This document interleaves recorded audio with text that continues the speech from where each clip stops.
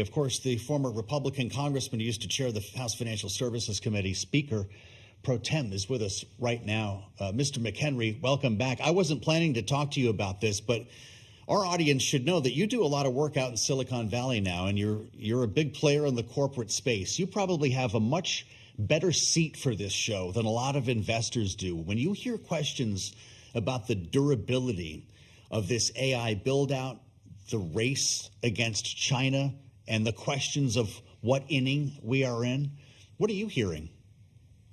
Well, Mythos was a defining moment, and it shifted the debate in Washington and among corporate players on the use of AI.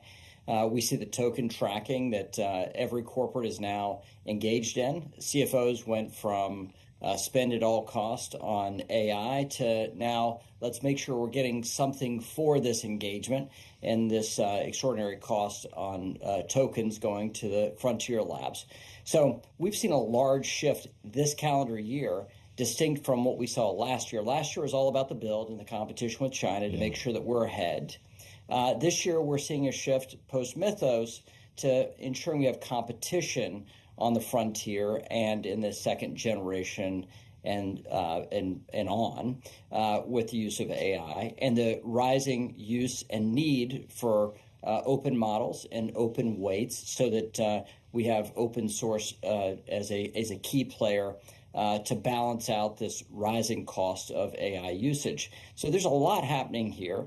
This Microsoft story is absolutely fascinating because it's one of the long-term old players in tech and still had such a massive move today. You're seeing something likewise in Washington policy circles that the shifts on AI, the uncertainty on what AI will mean for the economy, that's a huge driver of our politics, not just the day-to-day stuff, but this is going to be the large debate within the parties and with the electorate, not just for the midterm, but going into the next presidential. It will be a defining issue of the debate between the candidates and the parties. I just knew I could turn him into a tech stock analyst. It was just a matter of time. 100%. Speaking of tech stocks, really quickly, obviously it's been pretty easy to get on the wrong side of a trade given all the volatility in AI and software names as of late. That is a problem for the hedge fund situational awareness, which there's been a lot of reporting about today. This was a hedge fund started by a very young man who used to work for OpenAI, and Bloomberg is now reporting, a redhead just crossing the terminal, that its assets have fallen to about $10 billion after having to offload a bunch of its stock in a sale to Citadel. CNBC had reported earlier today that the assets as of July 1st, or the net asset value rather, was $45 billion. So clearly this is a material drop after the losses that they experienced with some wrong way bets on software names and AI names, Jeff. Yeah, that's for sure. And it really speaks to just the incredible amount of leverage that's been behind these trades. I mean, look at Micron today, one of the three top holdings in this hedge fund, just moving with abandon. It's up $131 or 18% now, Kaylee, after dropping by similar fashion yesterday. Yeah. People are wondering what these breakneck moves are all about, and situational awareness raises its head as at least one of the reasons. Yeah, a lot of attention on Leopold Aschenbrenner. 25 years old? Yep, and under a lot of pressure, I would imagine. As we bring the conversation, though, back to Chairman McHenry, as we have this conversation around the artificial intelligence trade, on the artificial intelligence regulatory race, whether or not we're going to see more action on that, either from the White House or from Capitol Hill, I wonder if the way AI is being treated now reminds you of how crypto was being treated at the beginning. Crypto, which, mind you, we still don't necessarily have our regulatory arms around, as the Clarity Act still doesn't seem like it has a clear way forward in the Senate, at least as of now, Mr. Chairman. Well, here we're in a different context. AI can run very hard and grow at a very large rate without the need for clear rules of the road from Washington. What crypto needs is clear rules of the road for mass adoption across heavily regulated financials. The Clarity Act is that opportunity on Capitol Hill to define the clear rules of the road in law on what is a digital asset, a means of exchange, and its use. We see the Clarity Act having passed the House of Representatives over a year ago. Now the Senate has been wrestling with this publicly for the last couple of months. The final key issues for the Clarity Act are, number one, conflicts of interest for the centralized exchanges.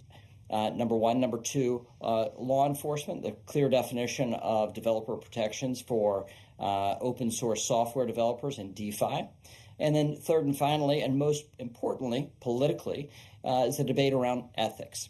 You have serious policymakers engaged on that, on defining what is a set of ethics restrictions on the person of the president and elected officials. And you see leaders like Senator Gallego, Senator Tillis, who are formulating policy, not just the rhetoric around this, but actually writing policy that is enforceable and durable under law here. This is tough stuff, and I think Senator Gallego and Senator Tillis have shown real leadership in working together on something that could pass muster and help unlock the ability for the Clarity Act to pass either this next week or in September or in the fall. Senator Tillis showing up in a lot of stories these days. Oh, yes. Your old friend is part of the reason. He's a one-man marching band. Isn't that true? We're going to play this for him.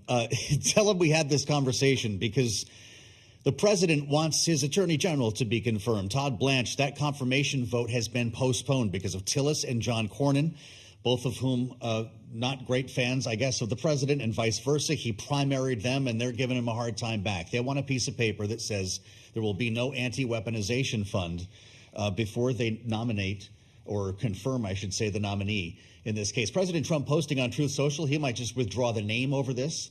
What's going to happen here, Mr. Chairman? Well, look, the senators that have the deciding votes here are going to get what they want, or they're going to get Todd Blanche's head. They're not fighting directly. If you listen to the senators, they're not saying that President Trump is wrong. They're even going out of office. That's not something they think is wise.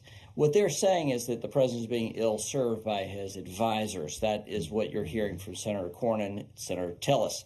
What they want is an assurance of the Attorney General's proper actions, specifically on the anti-weaponization fund and a few other limitations. The Attorney General, I think, in a normal process, would be able to come to terms with directly with these senators and give them that assurance. In this case, it's going to be the White House staff that's going to determine whether or not those assurances can be given. And until that time, you're not going to see a vote on Todd Blanche's Attorney General nomination, even if he is well qualified, which is what these senators are saying. That those things will be delayed, and I don't think it's forever, but it could be for a period of time. With Senator Thune trying to manage the Senate floor, this is a very, very complicated closeout before the August recess. The next week and a half are going to be very, very challenging for the Senate to get through these set of issues in any sort of reasonable way. Yeah, wouldn't necessarily want to be Majority Leader John Thune right now. Mr. Chairman, thank you so much, as always, for joining us. The former chair of the House Financial Services Committee, Patrick McHenry, now a Bloomberg Politics contributor.